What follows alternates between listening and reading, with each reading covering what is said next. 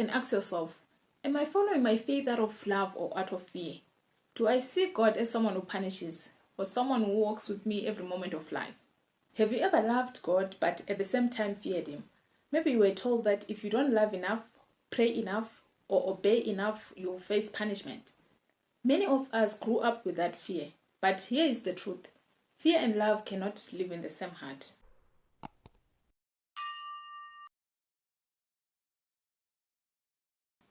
Hi, beautiful souls. I'm Beatrice. Think of me as your spiritual companion on this journey.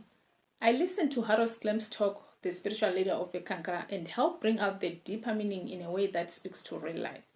So together, let's explore the hidden gems in this message.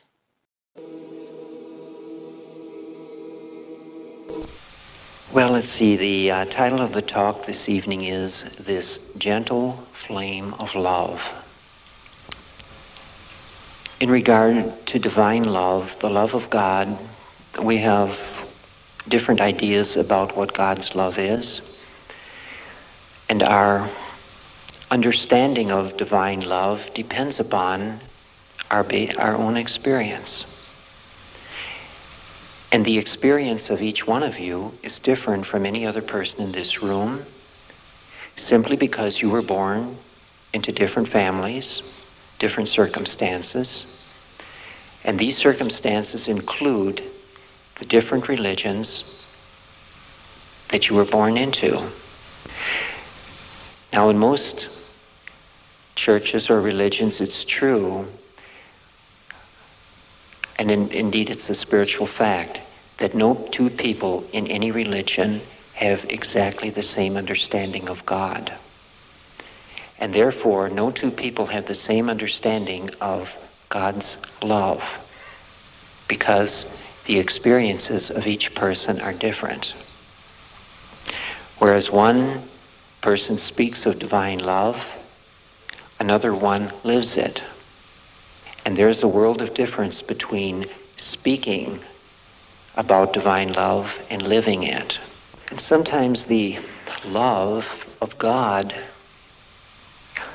comes through strongest, not through during the times we sit in church, on Sunday morning, or on Saturday if we happen to belong to another faith, where often we feel that, at least I did when I was a Lutheran, the most holy time of the week was Sunday morning, because that was church. But anyway, from that I came to know through my experience as a Lutheran that indeed I loved God and that God loved me. But there was a lot of fear thrown into the batch. And often I wasn't sure all the time if God really did love me. I know I feared God because I thought fear and love were the same thing, and I loved God. But fear sometimes was so strong that I was afraid not to love God, because the price was very heavy. I knew that, Because after you died, and you didn't love God enough, or God didn't love you for something you had done or something you were, well then, there was eternal damnation. And so if our religion is based on fear, we're always looking in the wrong direction anyway, and so we're wasting a lot of our precious time of living. Because as long as people, you and I, are afraid, we are not living life to the fullest. And until we can live life to the fullest, we do not know the meaning of the awakened heart.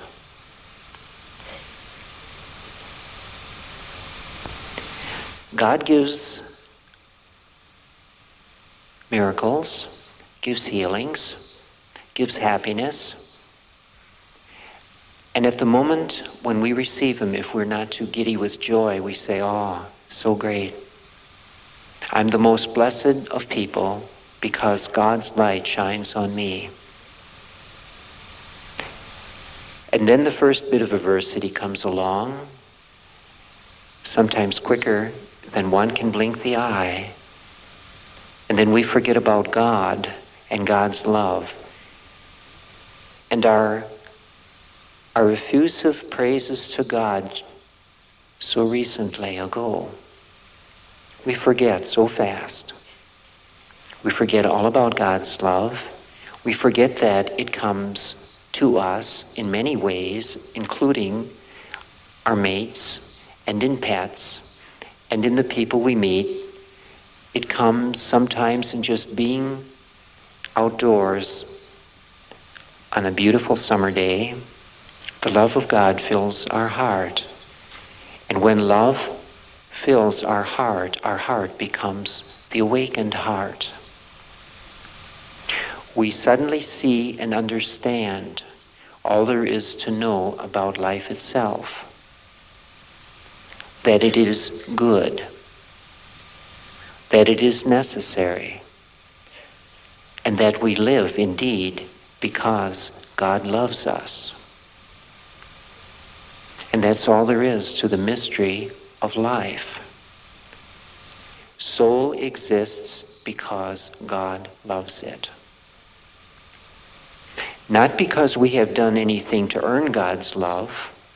We can't. Not because someone has died to save us. We each must stand on our own feet spiritually. And in fact, we do. I'll get into this more tomorrow night. What stood out for me was this. Each of us meets God's love differently. The way you grew up, the religion you followed, the struggles you have faced, all of this shapes how you recognize God's love in your life. That explains sometimes why two people can sit in the same temple, hear the same teaching, but walk away with completely different experience of God. Isn't that interesting?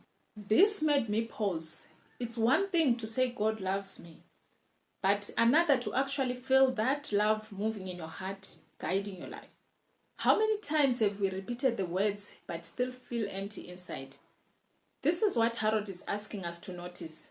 Are we just talking or are we living love? I could really relate to Harold Klemp here because I grew up in Lutheran too. Not only Lutheran. And I remember, yes, I loved God, but I feared him too. I thought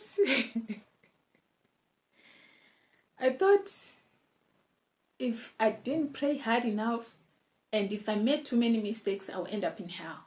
That kind of fear takes away the joy of love, and it makes you feel like God's love is conditional, when really it isn't. This hit me strongly. If your spiritual life is built on fear of punishment, fear of not good enough, you end up surviving instead of loving. Fear makes us small, but love makes us free. That's the real choice Harold is putting before us. Do you want to build your life on fear or do you want to build your life on love? The choice is yours. There is a bond between religions, and that bond is love for God. But the understanding of God is as different between different religions as it is between the members of any one religion or any one church. Some people would dispute this and say it's not so. All the people in our church love God. But yet you find, if you look around among the people in the church, there are some who are constantly giving of themselves to others. They're generous with their time and with their money. And there are others who barely leave a ripple in this world because they pass through this world and don't leave any of their love, or they don't pass along any of God's love to others. So they never have time for others, and they never give of themselves, and yet they're all members of the same church. Why? What causes this disparity or this difference between people? The difference is how much of God's love each of them can accept. And how much they can accept depends upon their life experience. Now in Eck we know and live, and I'm saying live instead of disbelieve, the fact of reincarnation. We have lived before. Now lest some of us make too much of the fact that we have lived past lives and these are part of what have formed us in this lifetime and have indeed put us among the circle of people we find ourselves today. Some people make such a big thing of this and they say, oh, you know, I want to go into my past lives, I was this or that great person, and so on and so forth. Usually you'll find people who do this a lot are people who are failures in this present life. And they have a huge string of failures in this life, all the way from childhood on up to adulthood. They have gone through situation after situation after situation and have muddled up the whole works because they haven't learned the lesson, the spiritual lesson that was in each experience. And not only have they forgotten or not taken advantage of that experience, after the experience, it's as if they start all over when the next experience comes of the same kind. Some people, they have one experience early on in life, a few years later, they have it again with just a slightly different turn to it. In other words, some people work for one employer and all they are there is abused. They quit there in a huff, go to another employer, and surprise of all surprises, they are abused and not treated like a human being again. And they have a whole string of these experiences that basically the bottom line is all the same. You'd think that finally we would learn and say, well, wait a minute. How am I so good at finding those companies where the people abuse me? Or how am I so good at finding a mate that is a drunken sod? You know, what special skill do I have? People who do not take responsibility for themselves never answer that hard question. They just point their finger and blame the last place of work, the last mate. And they will tell you in great detail why the relationship or the job did not work out. And surprise of surprises again, it's always someone else's fault. But if you look at the excuses from beginning to the present, you'll often find that it's the same reason for failure, whatever that reason is. Until finally, any person who looks at such a person's life says, you know, I hope I'm seeing my own life better than this person is seeing his or her own life. Anybody can see that person is asking for the same problems, and in fact is very carefully going about selecting the same situations to have the same experience. Why? Because that soul hasn't learned something it needs to about divine love. And what is it? It could be anything. Because there are so many different lessons that life presents in order to teach us about the fullness of God's love. Sometimes I search for words here and I use divine love, and I say the fullness of, but there is no way to express what it means when love enters your heart. If it's never been there before, you'll miss it, but you won't know what you're missing. But if you've ever had divine love or the full love through a human relationship or anything of the kind, and then lose it, you'll at least know you've had something and lost it. It's better to have loved and lost than never to have loved at all, I guess is the way it goes. The great question people should ask, is who am I? This reminds me when I was in the hospital. I was so scared that I was going to die. I cried to God with all my heart. I asked him to give me another chance. I was so scared of leaving my kids behind alone. I was so scared my kids will suffer without me. I asked God, please give me another chance and I'll promise to worship you and seek you in truth. At that time, I was a Christian. After I was discharged, I went back to church Every Sunday I sang, I cried out, I worshiped God with everything in me. But even then, after a few days, the emptiness returned. My heart wanted more. Something was missing. I kept asking God, God, where are you? Why do I feel so lost when I love you so much? I kept seeking God, but my relationship was still mixed with fear and uncertainty. I was terrified of death. I was terrified of ending up in hell. Today I can say something has changed. The fear is gone. I'm no longer afraid of death or hell because through egg teachings and spiritual exercises, I discovered that God's love is real, present, and unconditional. My heart opened. I began to feel lighter, healed from trauma, healed from anger. Love started flowing in me. This is what Harold means by moving from fear into love. This part of Harold's talk teaches us that divine love is not about fear of punishment. It's about living fully with an awakened heart. Fear shrinks life and love expands it. Until we learn to live in love, we cannot truly understand who we are as soul. It also shows us that we all experience God differently.